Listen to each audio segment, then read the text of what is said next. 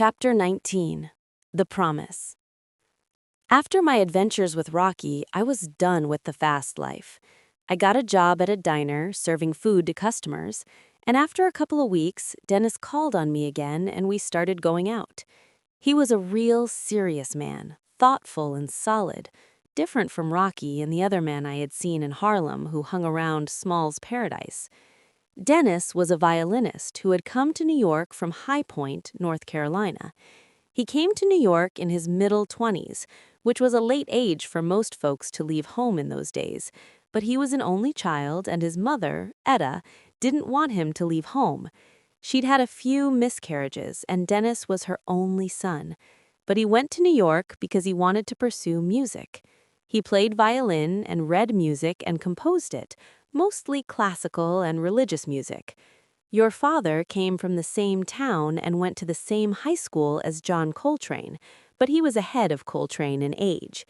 Dennis used to sit around with stacks of sheet music when I first met him, scribbling at it and scoring it out. He played the violin beautifully, and I'd often ask him to play various songs for me. He also was a good singer and sang in the Metropolitan Baptist Church choir in Harlem. Dennis almost starved to death fooling around with that music, which is why I never wanted you fooling around with it when you decided to make a living at it. They wouldn't hire a black man for the orchestras or anything like that in those days, and he scuffled around and slept in flop houses. What saved him were some friends from his hometown in High Point, Curtis and Minnie Ware. Curtis worked as a superintendent in an apartment house in Manhattan, and he and Minnie were well off compared to most black folks who came up from the South, because they lived rent-free. Curtis and Minnie housed and fed whole families that had migrated north from High Point, but Dennis was too proud to look them up. Only after he was starving and sleeping in flop houses did he tell them, "I've got no money and no place to go," and they were angry with him. They said, "You should have come to us sooner." They had 4 other friends and a sister from the South, all crammed in their apartment. At mealtimes, there was a huge round table filled with all kinds of Southern cooking, baked goods, and cold drinks. After Dennis got on his feet and got a job at my Aunt Mary's leather factory and we started going out, he brought me by there and said, "I want y'all to meet a friend of mine." And their eyes kind of popped out when I walked into the room. This was around 1940, and black and white didn't do what me and Dennis were doing, walking around and such. Some folks did it, but it was all secret, or they were good-time, partying folks like Rocky's friends at Small's Paradise. But Dennis was a Christian man and a serious man, and so were his friends. This was no joking matter to them. Well, once they managed to pull their jaws from off the floor, they said, "Our house is your house. Sit down and eat." And I didn't have any problem with them, or with any of Dennis's family. They took me in with open hearts and made me one of their own. The only thing was, it sometimes took a minute for them to get over the shock of seeing a black and white together, like Aunt Candace, Dennis's aunt. Aunt Candace was Dennis's favorite. She was the grandchild of slaves.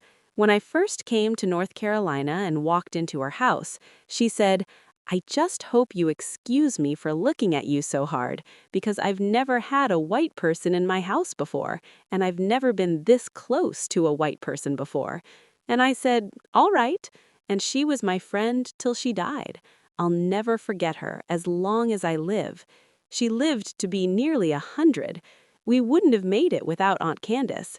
She came up from North Carolina and cared for y'all after Dennis died, because I was grieving and lost and I couldn't move.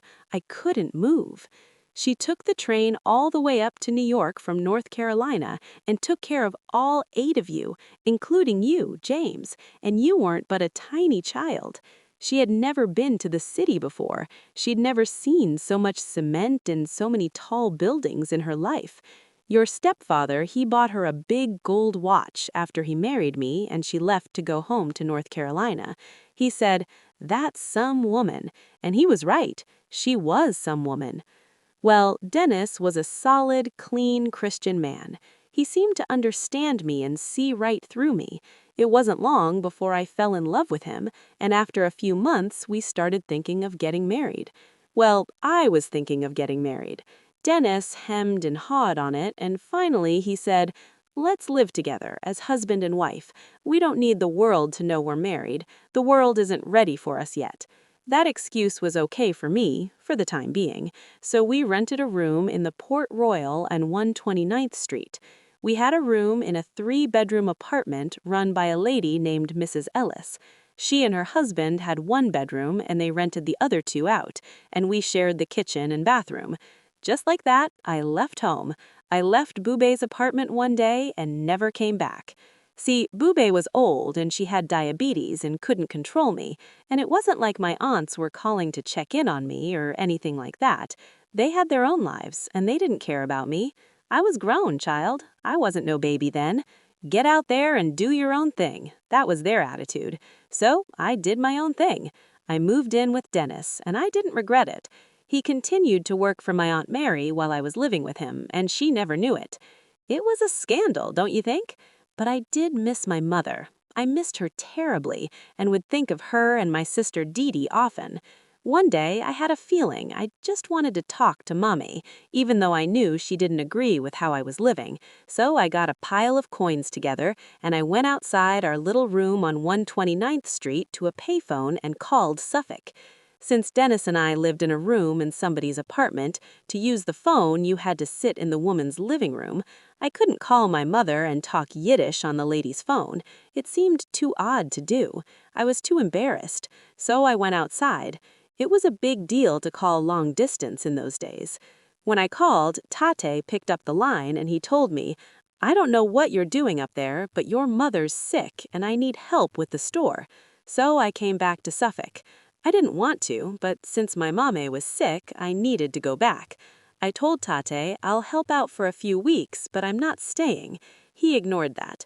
One of the first things he did was take me out to Portsmouth to one of his Jewish merchant friends, supposedly to do business, and introduce me to this man's son. He was pressing me to marry this fat guy who I didn't even know, but I had no plans on that. I'd come home for Mame. She was getting more ill.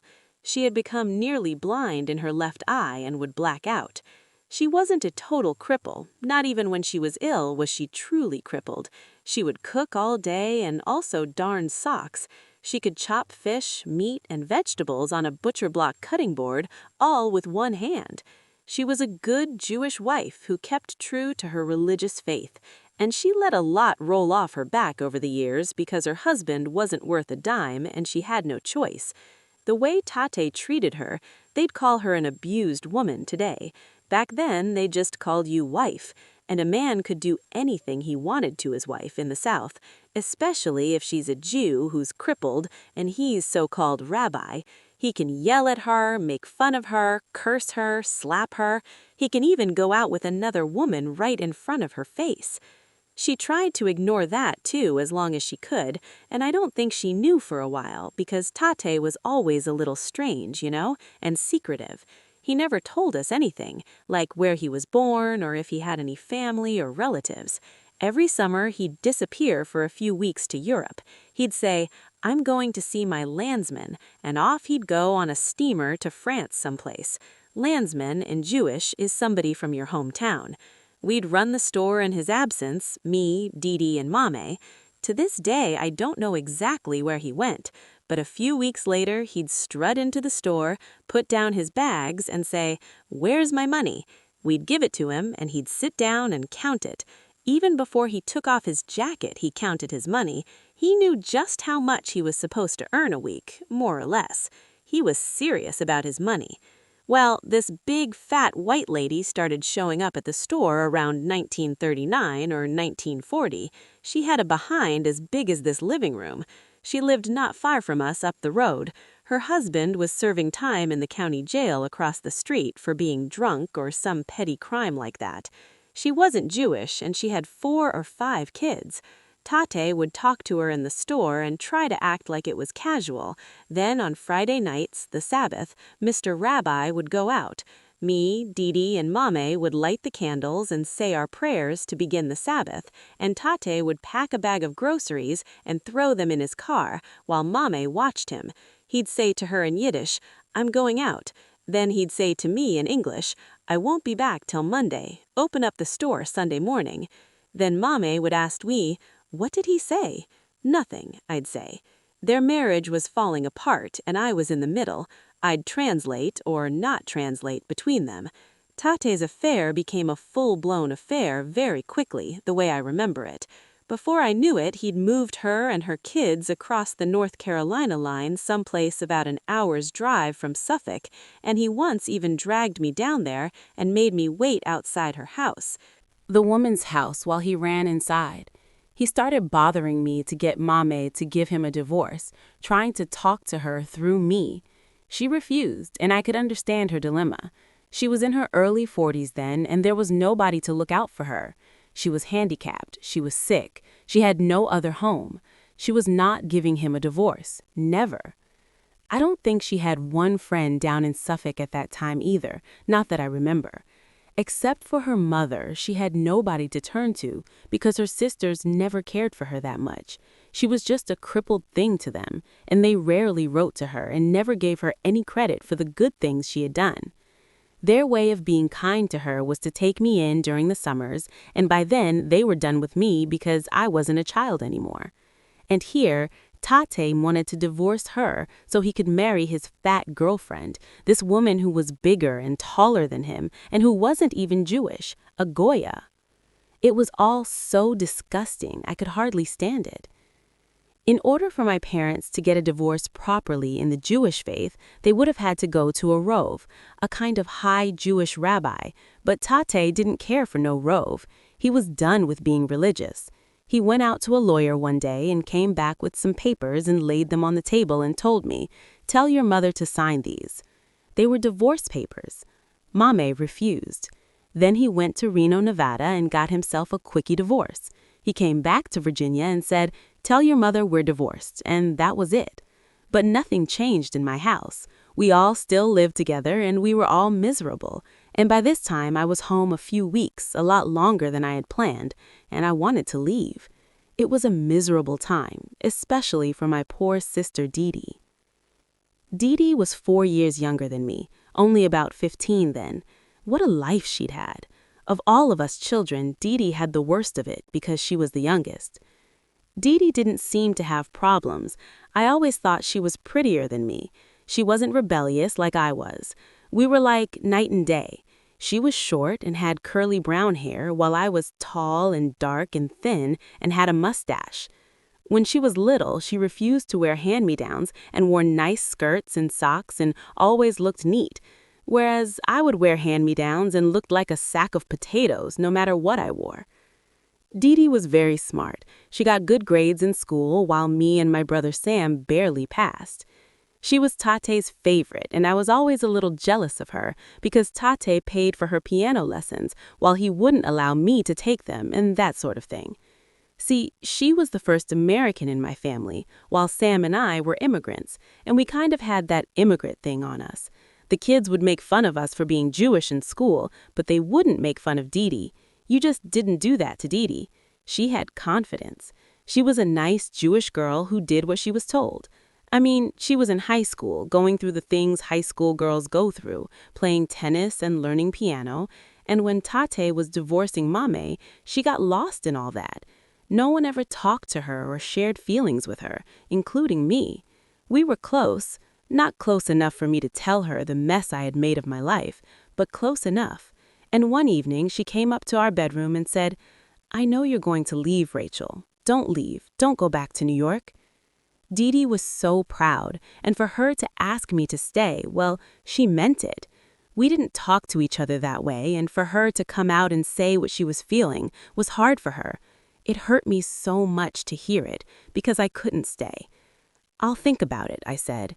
"I don't believe you," she said. "I know you're going back. Please don't go back. Promise me you'll stay." She sat on the bed and buried her face in her hands and cried, my little sister. "Promise me," she sobs. "Promise me you'll stay." "Okay, I promise, I'll stay."